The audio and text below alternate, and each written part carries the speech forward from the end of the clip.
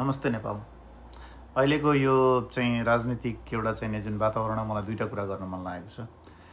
पहिलो कुरा हो अनुभव, हैन?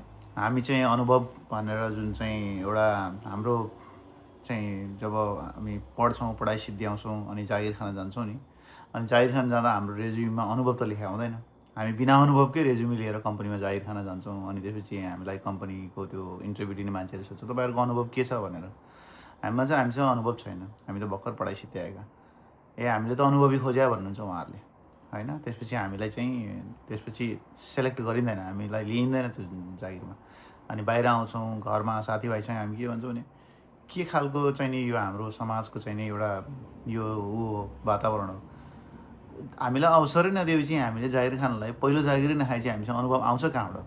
हामीलाई अनुभव देऊ न, पहिला अनुभव देऊ अनि त्यसपछि नै हामी देखाउँछौँ हाम्रो प्रतिभा। अनि त्यसपछि काम गरेर देखाइसकेपछि, अनुभव लिएपछि हामीले कति गर्न सक्छौँ भन्ने कुरा त हामी त्यसपछि नै देखाउने कुरा हो। त्यस्तै एक्ज्याक्टली सेम कुरा चाहिँ हाम्रो राजनीतिमा पनि अहिले लागु भइरहेछ। अहिले हाम्रो वृद्ध भएका नेताहरूले कटाक्ष गरेर भन्नुहुन्छ अनुभव छैन, अहिले नयाँहरूसँग अनुभव छैन, हल्लाले छन् भन्नुहुन्छ, होइन? अनुभव त पहिला उहाँहरूलाई मतदान दिएर जिताएर बहुमत दिएर संसदमा पठाएपछि नै उहाँहरूले काम गरेपछि अनुभव आउने हो। अनुभवीले नै केही नगरिसकेपछि नयाँ आएर अनुभव गर्ने हो नि त, होइन? त्यही भएर योपालि चाहिँ भारी बहुमतले मतदान दिएर अहिलेको नयाँ शक्तिलाई, राष्ट्रिय स्वतन्त्र पार्टीलाई भारी बहुमतका साथ तपाईँहरूले चाहिँ मतदान गरेर चाहिँ सांसदमा पठाउनु भयो भने, बहुमत ल्यायो भने केही गर्न सक्छ। बहुमत बिना केही पनि हुँदैन। र दोस्रो कुरा के हो भने आजभन्दा 70 को 80 को दशकमा हामीले जब नेता जन्मिँदै गर्दा उहाँलाई गणेशमान सिंह, बीपी कोइराला, होइन, त्यसपछि चाहिँ मदन भण्डारी, जीवराज आश्रित भनेर भन्यौँ। आज अब समाज परिवर्तन भइसक्यो नि त। अहिले 2025-26 अहिले जेनजीको समय हो, होइन? नयाँ जेनेरेसन, मोडर्न युग।